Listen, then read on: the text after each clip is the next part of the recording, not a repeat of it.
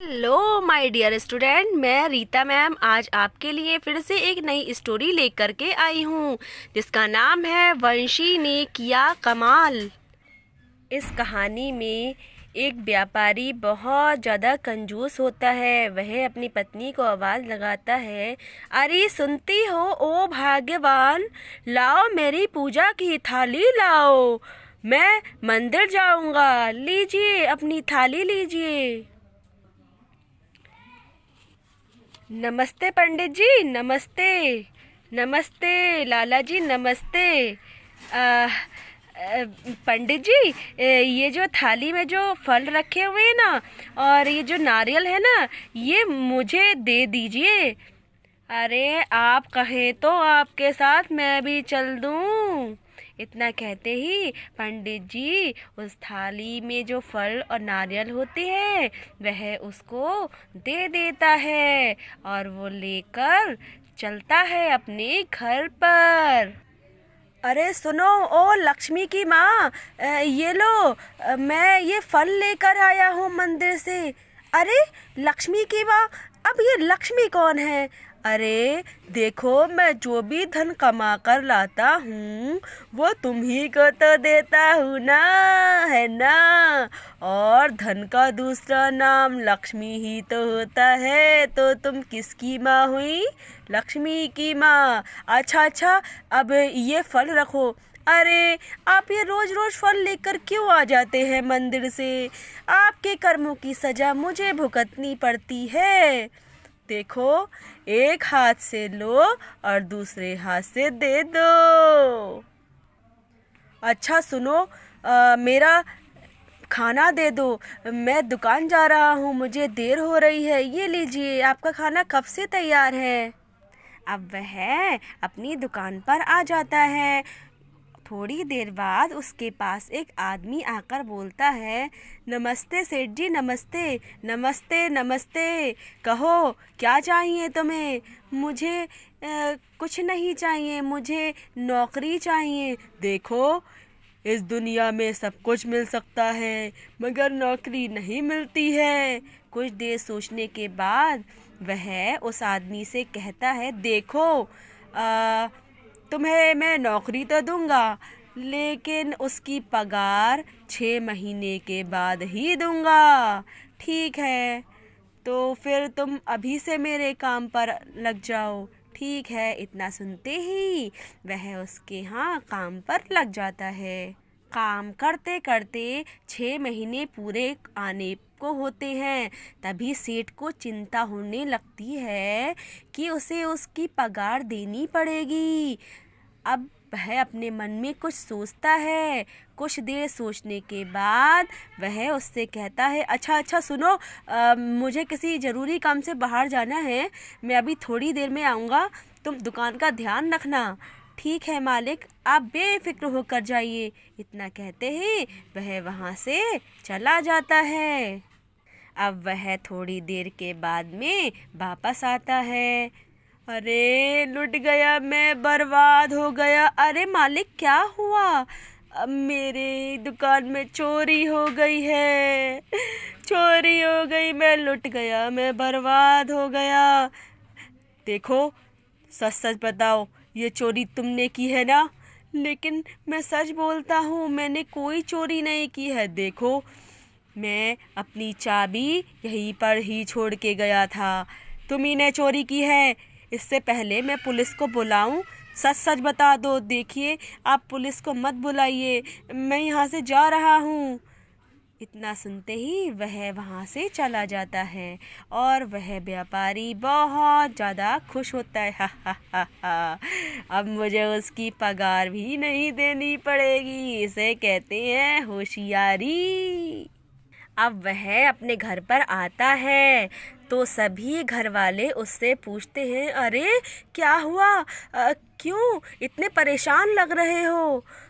मेरे को उस व्यापारी ने गलत तरीके से फंसा दिया है, मैं बहुत ज़्यादा दुखी हूँ। लेकिन क्या हुआ बताओ। वह सारी बात अपने सारे घर वालों को बता देता है। तभी घर वाले कुछ देर सोचकर एक योजना बनाते हैं। उसका छोटा भाई होता है वंशी।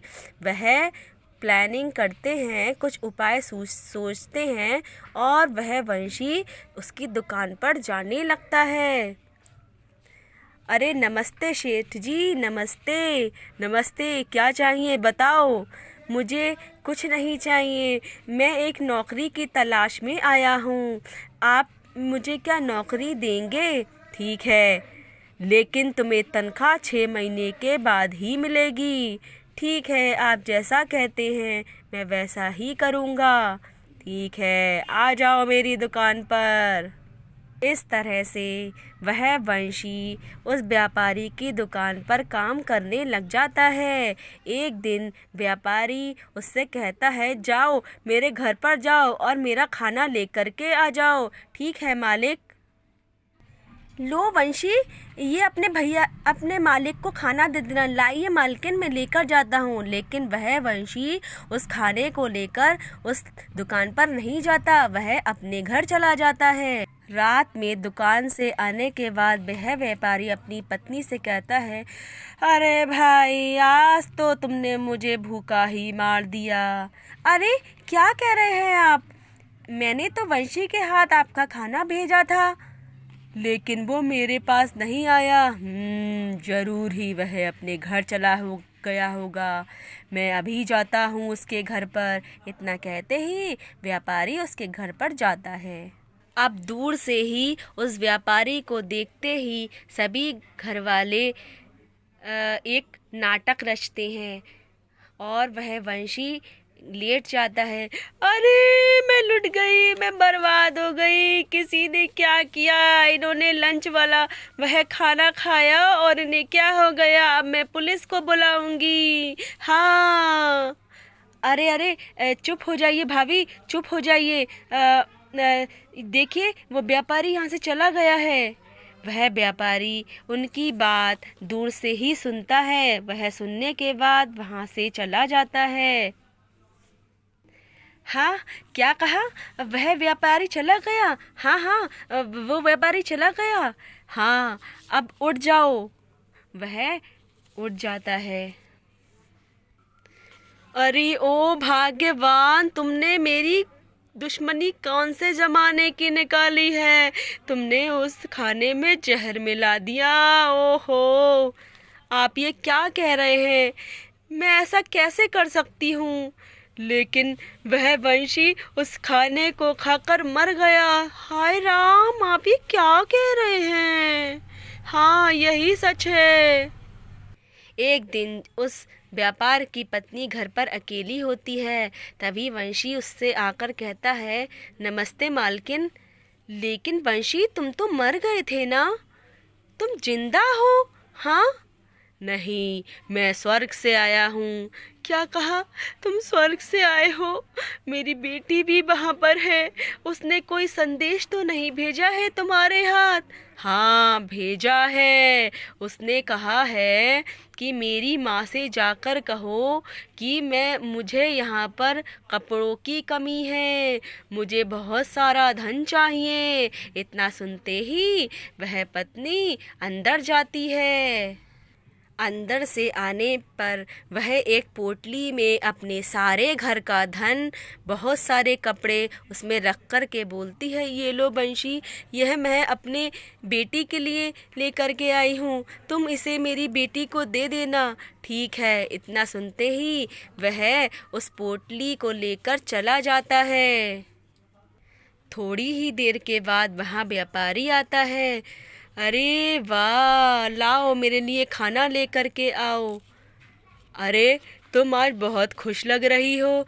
हाँ, वो स्वर्ग से बंसी आया था ना, वो मेरी बेटी के लिए बहुत सारे कपड़े जेवर लेकर के गया है। मैंने सारे धन जेवर कुछ भी था मैंने सब उसे दे दिया है। क्या कहा? भला मरने के बाद भी कोई वापस आ सकता है? अरे मेरी किस्मत फूट गई। अरे मुझे लुटवा दिया। अरे मैं लुट गया। अरे मैं बर्बाद हो गया। अरे मेरा मेरा सारा धन वह ले गया। अरे मैं लुट गया, इस पागल औरत ने मुझे बर्बाद करवा दिया। अरे मैं लुट गया रे। इस तरह से उस चालाक बंसी ने अपने भाई का बदला पूरा लिया। वह सारे धन को ले गया और वह व्यापारी कुछ भी नहीं कर पाया। तो बताइए बच्चों, यह स्टोरी आपको कैसी लगी? बताइएगा ज़रूर। Thank you.